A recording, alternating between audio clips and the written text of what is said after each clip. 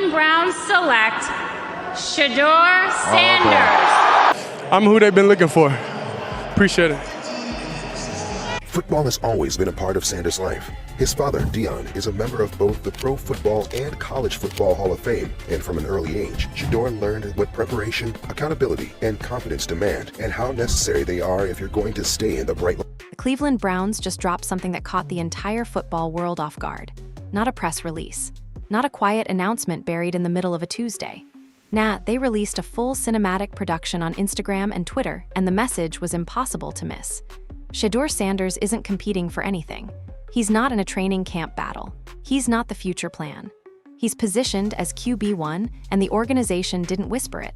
They announced it like they're launching a new era. This wasn't some behind-the-scenes hint or a we'll evaluate in the off-season situation. It felt loud, intentional, and calculated. The kind of move where you can sense the organization has already made its decision, and now they're making sure everyone else catches up. The video itself was polished, story-heavy, cinematic. Dramatic music, highlight reels, legacy talk, the whole package. And it wasn't random, it was strategic. What makes this moment so interesting isn't just that the Browns announced their QB1. It's how they did it. They bypassed every traditional media channel, every insider, every rumor mill. They went directly to the fans with a narrative that was already fully constructed. That's the kind of move that tells you something bigger is happening behind the scenes. And if you've been paying attention to the NFL, you know direct organizational messaging like this means one thing. They want complete control over the story, and they're not leaving anything to chance. Here's what didn't happen before the Browns made their announcement. There were no leaks, no insiders breaking the news first, no beat reporters catching wind of it hours ahead of time, no sources saying something. Nothing. Complete silence from the entire pipeline that usually feeds the NFL rumor cycle. And if you've been following football long enough, you know that's not normal. That's strategic. Think about how this usually works in the NFL. A team makes a major decision about their quarterback, and within hours, Adam Schefter has already tweeted it. Mary Kay Cabot is on local radio breaking down the implications. Tony Grossi is analyzing the move from every angle. Every sports show from Cleveland to New York is already spinning takes, debating implications, and filling airtime with speculation.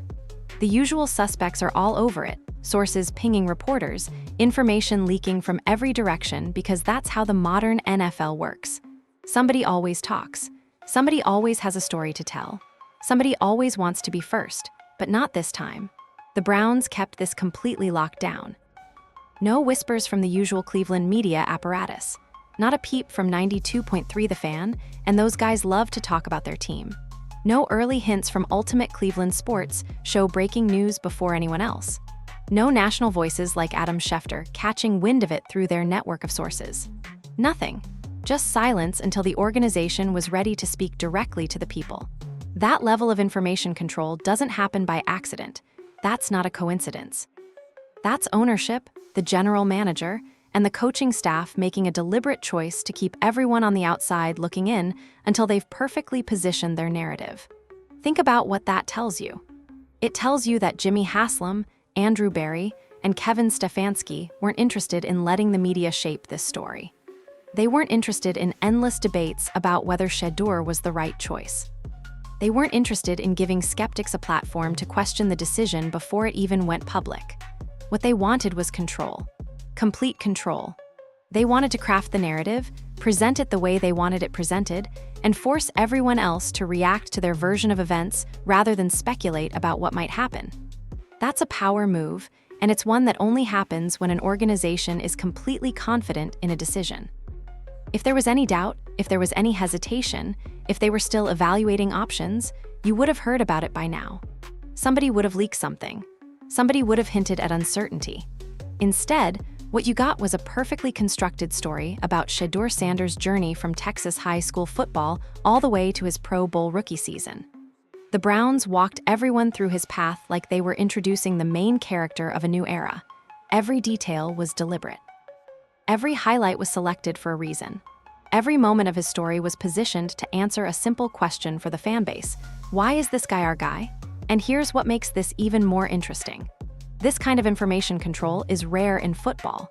Usually, you see it when a team is trying to manage a crisis or spin bad news. You see it when something controversial is happening and the organization wants to get ahead of it. But this is different. The Browns used that same level of control to build something up, not tear something down. They used it to create anticipation, to build narrative, to position their quarterback as the answer rather than a question mark. That's the sign of an organization that's thought this through. They've clearly had discussions internally about how to present Shedeur, what story to tell, what message to send. And they decided the best approach was to go directly to the fanbase with a complete, polished, undeniable message rather than let it get filtered through media interpretation, social media takes, or insider speculation.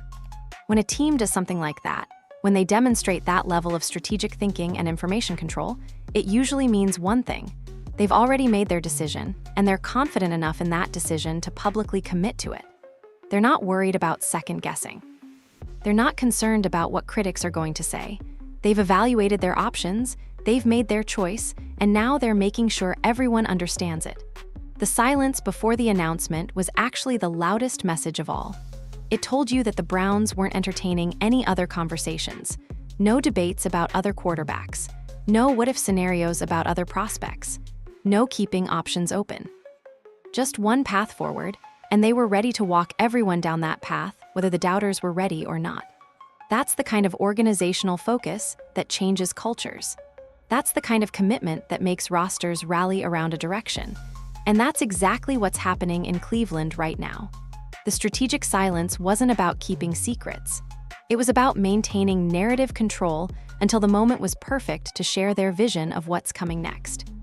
Being the son of Deion Sanders isn't a normal childhood. It's not just about having a famous father who happens to be great at football. It's about growing up in the shadow of one of the most dominant athletes to ever play the game. It's about having expectations that start before you even understand what football is. It's about knowing from day one that people are going to compare you, analyze you, judge you based on a name that carries Hall of Fame weight. Shedeur Sanders didn't get to figure out who he was as a player on his own timeline. He didn't get the luxury of developing in relative anonymity like most young athletes. From the moment he could throw a football, people were watching. Coaches were evaluating. Fans were speculating. Everyone had an opinion about whether he had his father's genes, whether he had the right mentality, whether he could handle the spotlight. That's not regular pressure. That's the kind of pressure that breaks some people. But here's what's interesting about Shedeur's journey. Instead of running from that pressure, he seemed to embrace it. At Trinity Christian High School in Texas, with his father actually coaching the offense, Shedeur didn't just play quarterback. He led his team to a state championship. And he did it while developing a style that was calm, controlled, and disciplined. No panic, no trying to be something he wasn't. Just steady, competent football in front of crowds that already expected greatness. Think about what that requires mentally. You're playing high school football. Your father is the head coach. Everyone in the stands knows who your dad is. They know he was one of the greatest athletes ever. They're watching you, not just to see if you can play, but to see if you deserve to be in that position. To see if you're actually good or if you just got a job because of your name. That's a level of scrutiny that most teenagers never experience. And Shedeur handled it. He won a state championship. He proved he could perform under pressure. He showed that he had his own identity as a player rather than just riding on his father's coattails. But here's the thing people don't always talk about, that legacy pressure doesn't turn off once you leave high school. It follows you everywhere. At Jackson State, Shedeur had the chance to step away from his father's direct influence. This was supposed to be his moment to build his own name, his own identity, his own resume. And he did exactly that. Over 2 seasons, he compiled a 23-3 record as a starter. That's not a respectable record. That's dominance. That's winning football at the highest level he was playing at that point.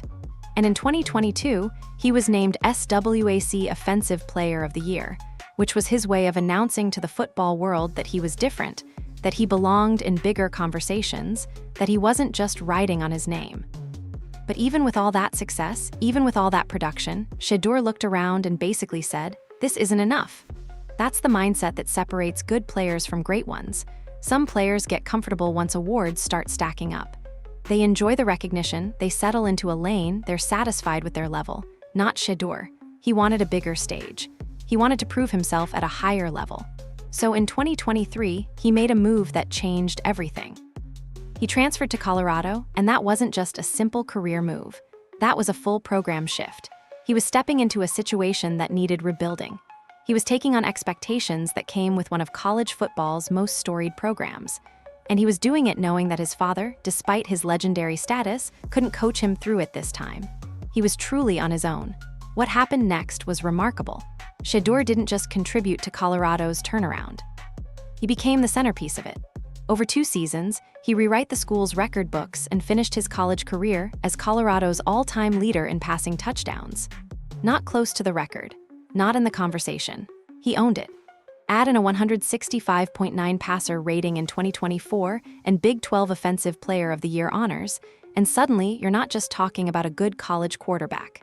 You're talking about someone who forced the entire country to pay attention.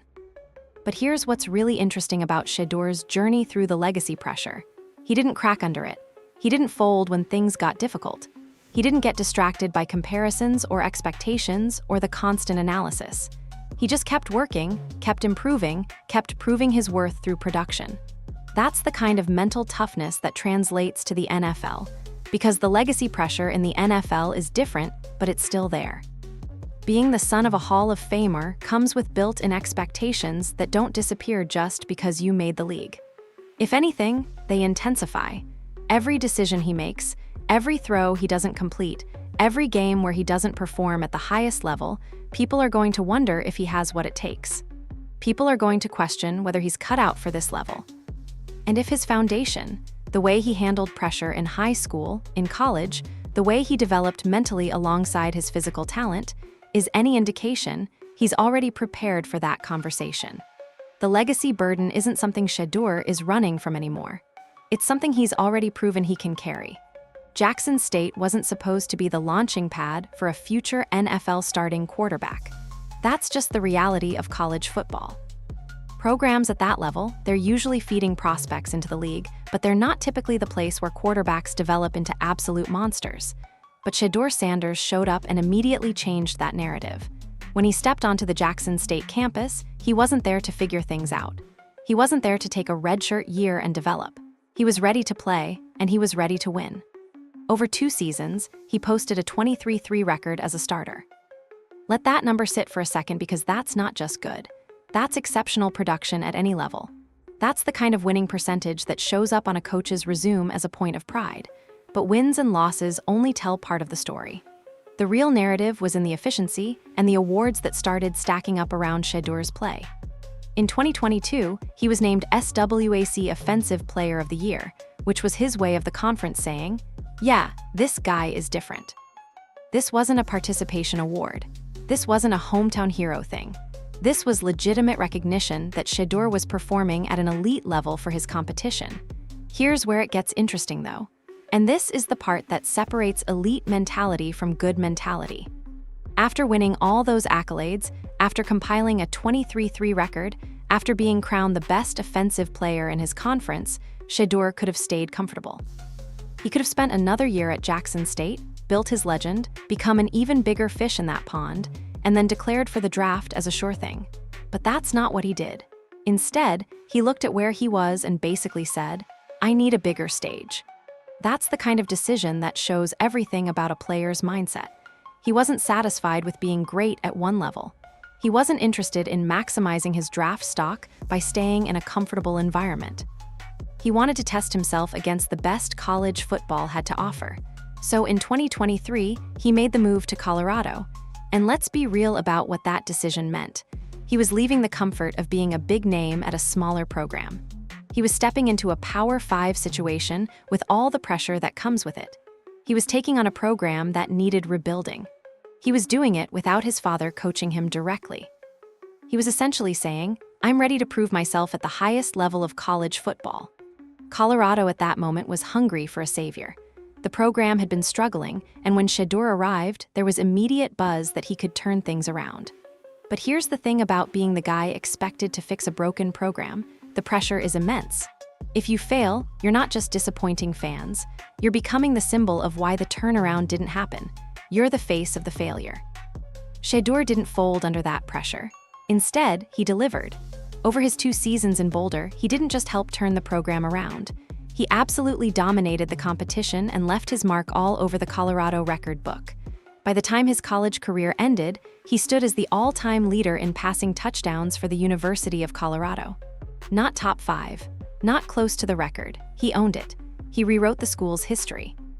And in 2024, his final season, he posted a 165.9 passer rating and earned Big 12 Offensive Player of the Year honors. These weren't close calls. These weren't narrow victories in voting. This was the conference saying, yeah, this guy is the best offensive player in this Power 5 conference. Think about the competition level. Think about the other quarterbacks he was competing against. And he still came out on top. What made this arc so important for Shedeur's development wasn't just the statistics, it was the mentality shift. At Jackson State, he was the clear favorite. He was the best player on his team by a significant margin. Everyone knew who he was from the jump. But at Colorado, he had to earn it. He had to prove that his success at the FCS level could translate to the highest level of college football. And he didn't just prove it, he dominated it. He forced the entire college football world to pay attention to him. NFL scouts stopped debating whether he belonged in the conversation. Networks started featuring him in primetime games. His name started showing up in national discussions about the best quarterbacks in the country. That's the kind of trajectory that gets NFL teams interested. But here's what's really important about understanding Shedeur's college path.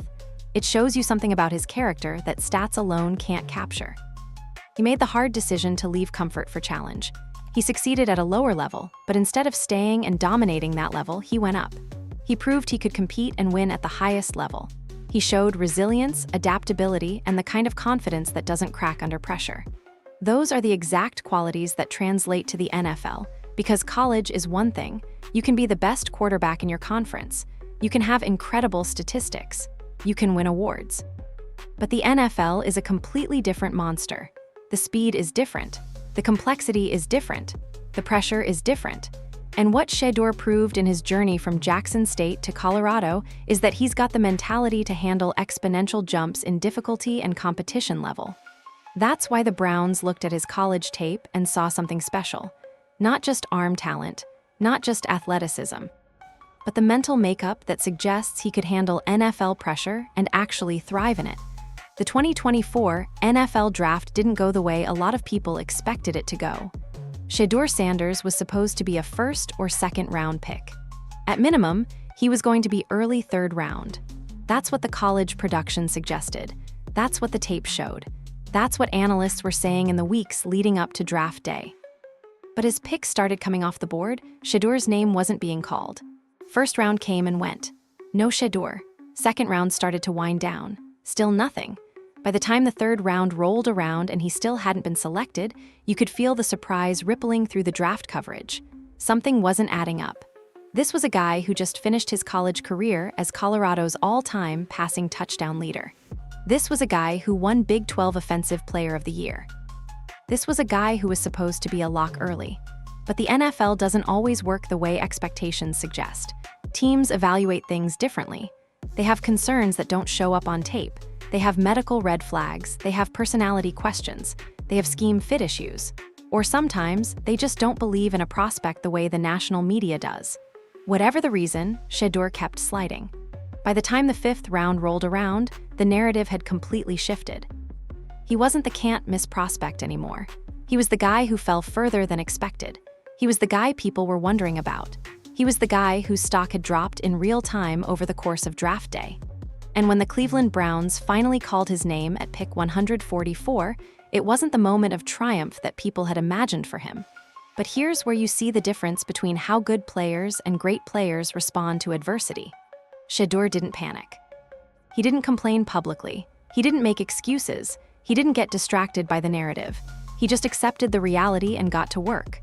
That kind of response, quiet, focused, professional, tells you everything about a player's mental makeup. And what's important to understand is that draft position is just where your story starts in the NFL. It's not where it ends. It's not a prediction. It's not a ceiling. It's just the starting line. Throughout NFL history, you've got countless examples of late-round picks who turned into studs and early picks who disappeared. Draft position is one data point, not destiny. Shedeur understood that. And when he got to Cleveland, he got to work like he had something to prove, which, in a way, he did. He had to prove that falling to the fifth round didn't matter. He He had to prove that he belonged on an NFL roster. He had to prove that his college success could translate to this level. In just 8 games his rookie year, Shedeur threw for 1,400 passing yards and 7 touchdowns. Those aren't eye-popping numbers. Nobody's putting those on a poster as the sign of a future superstar. But what they represent is important. That's competent NFL football. That's an offense that functions around this quarterback instead of fighting itself. That's a young player who's operating the system, moving the ball, and not beating himself with bad decisions. Even more impressive was the fact that he earned a Pro Bowl selection as a rookie reserve. That doesn't happen for random 5th-round picks playing in limited snaps. That happens when a player is actually making an impact. That happens when coaches and players around the league are noticing something. That happens when you're performing at a level that stands out even in limited opportunities. Think about what that means contextually. Shedeur was stepping into an organization that had been quarterback carousel-ing for years. The Browns had tried Deshaun Watson. They'd been through numerous starters and backups. The position had been a point of instability. And here comes a 5th-round pick who, in his limited time on the field, is already earning respect around the league. That's not coincidence. That's real impact. The narrative around his draft position was that it was a surprise, maybe even a disappointment. But the 2024 season revealed something different. It revealed that maybe the Browns saw something that other teams missed. Maybe they had a plan that made sense internally even if it didn't look good from the outside. Maybe they were willing to trust a young quarterback in the 5th round because they genuinely believed in what he could become. Or maybe, and this is the thing that gets overlooked, they just weren't interested in overpaying for quarterback desperation. They weren't going to reach for a 1st-round pick just because he came from a Power 5 program and had good college stats. They were going to make a calculated decision based on what they actually believed, and they were willing to let that decision be unconventional. What matters now isn't where he was drafted. What matters is what he does with the opportunity. And the early indicators from his rookie season suggest that the Browns might have stumbled onto something special. Not a superstar. Not a once-in-a-generation talent, but a legitimate NFL quarterback who can operate a system, make plays, and help his team win games. That's exactly what they need. That's the foundation they can build on. That's the reason the Browns went directly to the fanbase with that cinematic rollout and positioned Shedeur as their QB1. Because they're not just hoping. They saw something in his limited action that convinced them he's the guy. Expectations matter in the NFL, especially when a team is publicly committing to a young quarterback. The Browns didn't announce Shedeur as their QB1 out of desperation or hope. They did it because they believe he can perform at a specific level.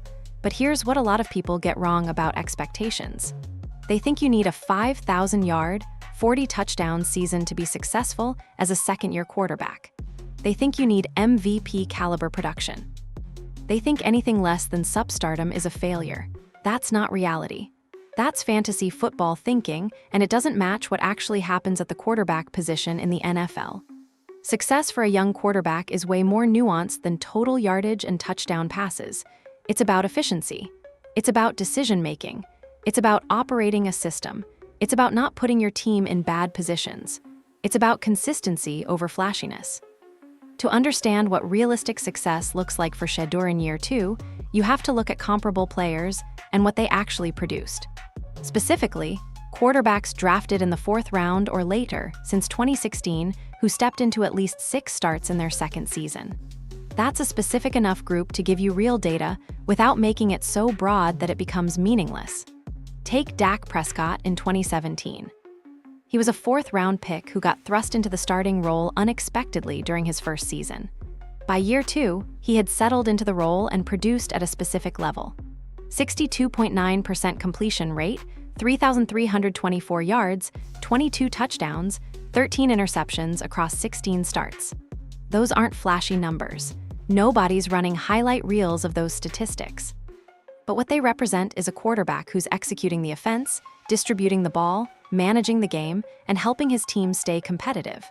Then you've got Brock Purdy in 2023, who was undrafted but followed a similar trajectory to Dak in terms of opportunity. He took things up a notch significantly.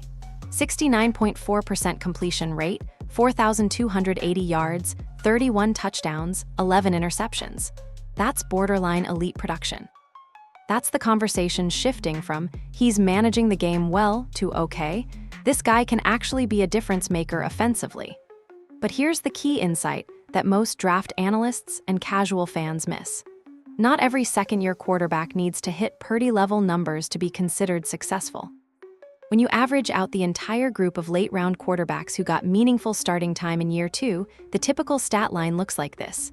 About 64.1% completion rate, just over 3,100 yards, around 19 touchdowns, 11 interceptions across roughly 13 starts. That stat line, that right there, that's not a superstar. But it's not average in a bad way either. That's functional football. That's efficient football.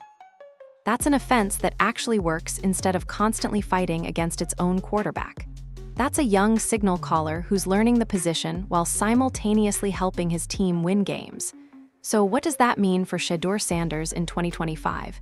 It means if he hits that range, he's not just getting by. He's officially validated as a legitimate NFL starter. And that changes the entire franchise trajectory. Because once you have a quarterback who can execute the system, move the ball consistently, and not beat himself with bad decisions, the focus of your organization shifts from how do we find a quarterback to how do we build a championship team around this quarterback. That's the real goal here. Year 2 for Shedeur isn't about domination. It's about validation. It's about proving that he belongs at this level. It's about showing the organization, the fan base, the rest of the league, that the Browns weren't crazy to commit to him publicly the way they did. And validation shows up in the details. It's the third down conversions. It's the late game drives where he has to manage pressure and make throws under duress. It's the improved decision-making, the faster reads, the better understanding of coverage schemes. It's making fewer mistakes even as the game complexity increases. That's where growth actually happens, not in highlight reels, but in the subtle improvements that win football games. The really interesting part is that Shedeur already has shown some of those details in limited action. He's not panicking under pressure. He's distributing the ball reasonably well. He's not making catastrophic errors. Those are foundational things that suggest he's got the tools to hit that second-year benchmark. But here's what could push him above those average numbers. And this is where the Browns' organizational focus becomes so important. If the offensive line holds up, if weapons get added around him, if the running game gives him balance, then Shedeur doesn't just hit that average stat line. He could exceed it significantly. Imagine he gets 2 legitimate receivers added in the draft, paired with Jerry Jeudy already in the mix, and suddenly defenses can't key in on one target. Suddenly spacing opens up. Suddenly big plays start happening more frequently. That's how you accelerate a young quarterback's development, not by asking him to do everything himself, but by giving him legitimate weapons and trust in the system. And if all those pieces come together the way the Browns seem to be planning, those average second-year stat lines become the floor, not the ceiling. Because context matters in football. Situation matters. Coaching matters. Talent around you matters enormously. What the Browns are quietly building suggests that Shedeur is going to have a genuinely good situation in year 2. And that's when you start to see if all the commitment and positioning and public announcements were actually justified. That's when the real story starts. Andrew Barry didn't get hired by the Cleveland Browns to oversee a slow rebuild. He didn't get brought in to say, we'll see how things develop over 5 years. His mandate is clear. Compete now. Build a championship-caliber roster. Find ways to win the AFC. And you can see that aggressive mentality in how the Browns are approaching roster construction right now. The first priority is obvious: offensive line. You can't develop a young quarterback without protecting him. It doesn't matter how talented Shedeur is or how much potential he has. If he's spending every game getting hit, if he doesn't have time to process his reads, if the pocket breaks down the moment the ball is snapped, he's going to regress. Not progress. Regress. So Barry and the organization have made it clear that line protection is foundational. That's step 1. You give Shedeur time, you let him operate, you let him go through progressions, you let him get comfortable in the pocket. That's not negotiable. That's the foundation everything else gets built on. And then comes the weapons. Because once you've got the foundation of line protection, you can start thinking about offensive firepower. And this is where it gets really interesting for Cleveland's potential trajectory. Imagine for a second that the Browns walk into this draft and land 2 legitimate top-tier receivers. Guys with elite separation skills, reliable hands, ability to create after the catch. Guys that defensive coordinators actually have to account for. Now you stack that with Jerry Jeudy already on the roster. Now you've got 3 legitimate receiving weapons. Now defenses can't just pick one target and deny him. Now the Browns are forcing defensive coordinators into actual strategic decisions. Now coverage schemes that worked last year don't work anymore because there are too many places for Shedeur to hit. That's how you open up space for a young quarterback to succeed. That's how you turn a guy who's just managing the game into a guy who's actually moving the offense. That's how potential starts translating into production. But receiving weapons are only part of the equation. The running game matters too, maybe more than people realize. If Cleveland has a legitimate running back who can take 15-20 carries a game, who can get you tough yards, who can make defenders think twice about blitzing, then suddenly the entire complexion of the offense changes. Enter Clinton Portis? Wait, no. Clinton Portis is retired. Let me recalibrate. The point is, if the Browns have a running back who's a legitimate threat, that changes spacing. That makes defenses respect the run.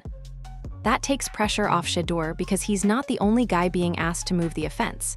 That opens up passing lanes because linebackers aren't crashing downhill on every snap. Then you add tight end production. And this is the thing that often gets overlooked when people are breaking down offenses. A dynamic tight end, a guy who can move in space, who can line up in multiple formations, who's a threat in the red zone, that's another weapon that forces defenses to make decisions. Picture this: Shedeur under center with protection, Isaiah Bond on one side, Harold Fannin Jr. on the other, Clinton Junkins in the backfield, a dynamic tight end splitting out. That's not just an offense. That's a problem waiting to happen for every defensive coordinator on the schedule. That's the kind of setup where defenses start losing sleep before kickoff, because now you're not asking Shedeur to carry everything. You're not asking him to produce hero-level performances every week. You're giving him options everywhere: speed on the outside, reliability in the middle, balance in the run game, weapons that force defenses to make mistakes. That's how you build something dangerous. That's how you turn potential into production. That's how you turn a 5th-round pick into a franchise quarterback. And here's what's really important about understanding the Browns' approach right now. They're not sitting back waiting to see if Shedeur can do it all by himself. They're not betting everything on one player. They're building a complete offensive system around him. They're creating a situation where he can actually succeed. That's the opposite of what happened last year when the offense was struggling.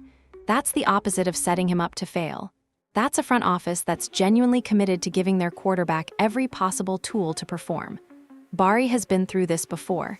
He knows what it takes. He knows that great quarterbacks don't succeed in vacuums. They succeed when they're surrounded by talent, when they've got protection, when they've got weapons, when the system is designed to help them rather than hinder them. And the way he's constructing this roster suggests that Shedeur is going to have a significantly better situation in year 2 than he had in his limited rookie action. The Browns aren't just hoping he improves. They're building an offense designed to help him succeed. That's what organizational commitment actually looks like. That's not just positioning a guy as QB1 and then crossing your fingers. That's going out and acquiring talent, making moves, upgrading the roster around your quarterback because you genuinely believe in him and you're willing to invest to prove it. When everything comes together the way this blueprint suggests, you're not just talking about a solid backup or a guy managing games. You're talking about an offense that could legitimately be competitive in the AFC. You're talking about a situation where Shedeur Sanders could actually play at a high level. That's the real story behind the Browns' public commitment to Shedeur. It's not just hype. It's not just narrative control. It's organizational commitment backed up by actual roster construction designed to help a young quarterback succeed. Here's the truth that's probably going to surprise a lot of people. The doubts surrounding Shedeur Sanders aren't going to age well. All those takes floating around trying to downplay what's happening in Cleveland, all those skeptical voices questioning whether he deserves QB1 status, all those people waiting for him to fail so they can say, "I told you so." Yeah, some of those opinions are going to come back and bite them real quick. Not because Shedeur is going to be Tom Brady or Patrick Mahomes. Not because he's going to light up the stat sheet every single week, but because the Browns have built something real here. They've made a genuine organizational commitment. They've positioned their roster to support a young quarterback. They've sent a clear message that they're moving forward with him, not around him. And if he hits his marks, if he produces at that second-year benchmark we talked about, if he shows improvement, if he leads competitive games, then the narrative flips. The skeptics get quiet. The debate ends. The Browns move into 2026 as a team with direction, with answers, with a future. That future started when the Browns dropped that cinematic video and said Shedeur Sanders is QB1. Everything that's happening now is just the organization backing up that commitment with real moves and real resources. And that's the kind of thing that builds championships.